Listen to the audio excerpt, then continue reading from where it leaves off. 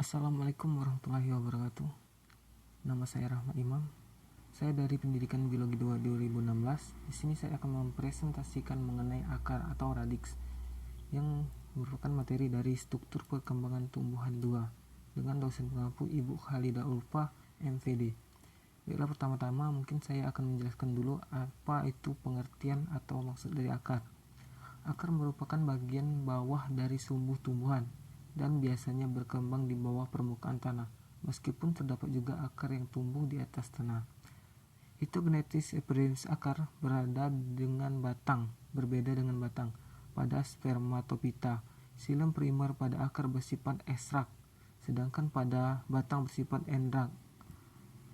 Bagian pokok yang pada tiga tumbuhan ini di samping batang daun adalah akar. Akar berdasarkan asalnya dibagi menjadi dua, yaitu akar primer dan akar sekunder. Baiklah, di sini saya akan menjelaskan dulu apa sifat-sifat akar dan fungsi akar.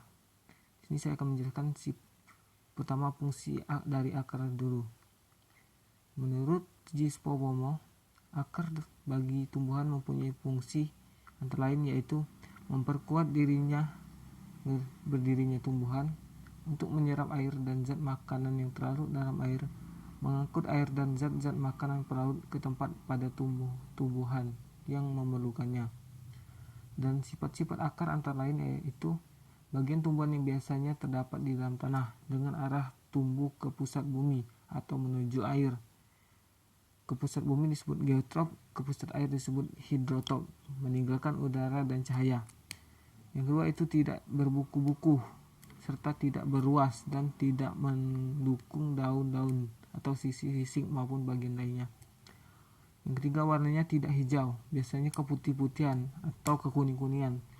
Tumbuh terus pada ujungnya, tetapi umumnya tumbuhnya masih kalah jika dibandingkan dengan batang. Yang kelima, bentuknya ada yang meruncing sehingga lebih mudah untuk menembus tanah. Selanjutnya ada struktur jaringan dasar pada akar. Baiklah, di sini jaring embryonic cell meristem merupakan sifat bagian berikut. Terdiri dari sel muda dalam fase pembelahan dan pertumbuhan. Dan sifat jaringan dewasa itu tidak mempunyai aktivitas untuk memperbanyak diri. Pada bagian akar ini terdapat leher akar, ujung akar, batang akar, cabang akar, serabut akar, dan juga rambut-rambut akar.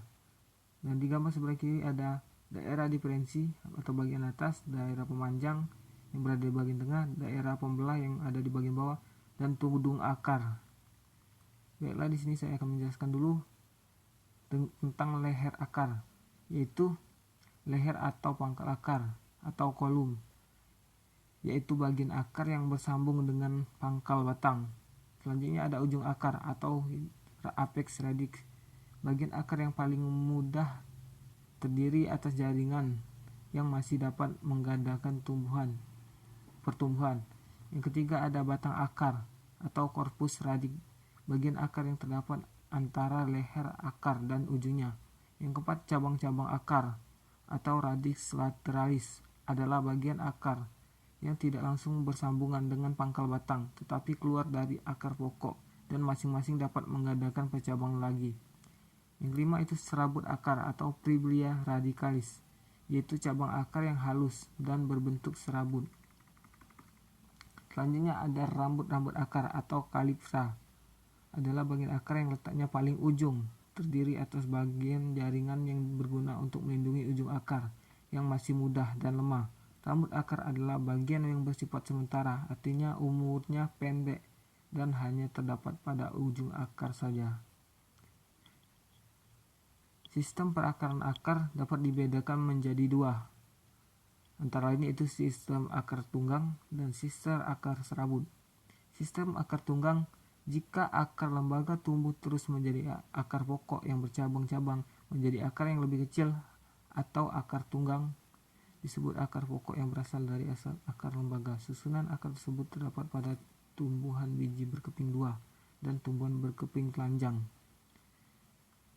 Sedangkan akar serabut yaitu jika akar lembaga dalam perkembangan selanjutnya mati atau kemudian disusul oleh sejumlah akar yang kurang lebih sama besar dan semuanya keluar dari pangkal batang. Karena akar ini bukan berasal dari calon akar yang asli disebut dengan akar liar, bentuknya seperti serabut, oleh itu disebut akar serabut.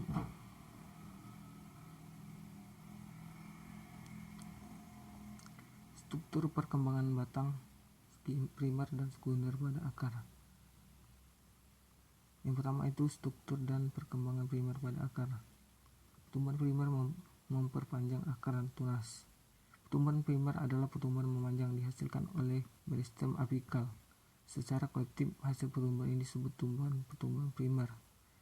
Pada tumbuhan herba, tumbuhan primer biasanya adalah keseluruhan tumbuhan. Pada tumbuhan berkayu, tumbuhan primer hanya terdiri dari bagian termuda yang belum berkayu. Pertumbuhan akar primer, ujung akar tertutup oleh tudung akar. Tudung akar menghasilkan lendir poliskarida yang melumasi tanah di sekeliling ujung akar. Pertumbuhan primer akar menghasilkan epidermis, jaringan dasar, dan jaringan vaskular yang menunjukkan irisan melintang. Ketiga sistem jaringan primer vaskular yang menunjukkan pada akar muda, sejenis eudokitil dan sejenis monokotil. Air dan mineral yang diabsorpsi dari tanah harus masuk melalui epidermis akar. Selanjutnya ada struktur dan perkembangan pada sekunder pada akar. Pertumbuhan sekunder pada akar, yaitu dalam akar yang mempunyai penebalan sekunder, kambiumnya berasal dari benang-benang meristem dalam jaringan prokambium atau jaringan parenkimatis yang terletak di antara kelompok-kelompok phloem primer dan pusat stele. Di sini dibentuk deretan tangisenal pendek intial kambium yang akan membentuk sel xilem sekunder dan phloem sekunder dari batas-batas strip kambium. Perbandingan struktur dan perkembangan akar dikotil dan monokotil, yaitu struktur akar monokotil tidak mengalami pertumbuhan menebal sekunder. Strukturnya seperti akar primer pada alium, korteks tersusul oleh sel parenkim yang besar dan rapat tanpa ruang udara. Sedangkan akar dikotil, pertumbuhan primer struktur akar dikotil mempunyai persamaan dengan akar monokotil. Tumbuhan dikotil yang berbentuk perdu tidak mengalami pertumbuhan menebal sekunder. Selanjutnya ada struktur pelarihan akar ke batang. Ada 3 tipe perubahan struktur akar ke batang, yaitu 1. Tipe 1, berkas xilem berputar dan bergabung tanpa perputaran. Tipe 2, berkas xilem berputar, berkas phloem terbelah dan bergeser untuk bergabung lagi di sisi lain. Berkas ketiga atau berkas xilem terbelah, kemudian berputar dan belahan itu bergabung dengan belahan dan berkas lain, membentuk berkas baru. Berkas phloem tidak mengalami perubahan. Selanjutnya ada hubungan antara struktur akar dan fungsinya. Yang pertama itu ada percabangan akar. Pada angiosperma, formida cabang akar terbentuk dari sel-sel perisikal atau perkambium. Sel tersebut mengadakan pembelahan perinkal dan anikal. Selain perisikal, sel-sel parenkim dan stele yang berdekatan dengan periskal juga membelah, sehingga hasil formidanya dapat menembus korteks atau akar induk. Yang kedua ada hubungan antara struktur akar dan penyerapan air. Penyerapan air dan mineral dari dalam tanah dilakukan terutama bagian akar yang muda, yang mengandalkan pematakan melalui tudung akar dan meristem pucuk. Selanjutnya ada struktur akar penyimpan. Pada semua akar primer, senyawa cadangan terutama tepung disimpan dalam korteks yang sebagian besar merupakan relatif tebal pada akar yang biasa dengan pembelahan sekunder. Selanjutnya ada akar untuk menyokong tumbuhan. Akar ini merupakan bagian tumbuhan yang terdapat di dalam tanah. Dengan adanya akar, tumbuhan dapat menetap di suatu tempat dan tidak berpindah.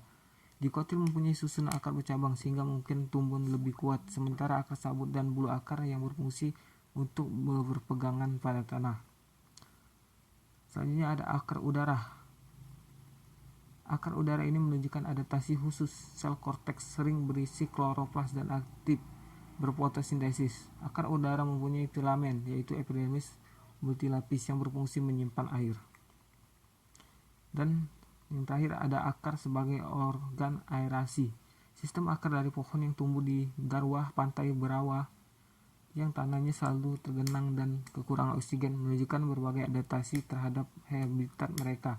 Akar udara yang pertumbuhannya geotopi negatif disebut pneumatopor. Biasanya dihasilkan dalam habitat rawa. Akar ini membantu untuk pertukaran gas pada penampang melintang, tampak stele sempit dan dikelilingi oleh aerenkim yang sangat luas dan dihasilkan oleh palogen. Mungkin itu saja materi yang saya sampaikan. Saya ucapkan wassalamualaikum warahmatullahi wabarakatuh.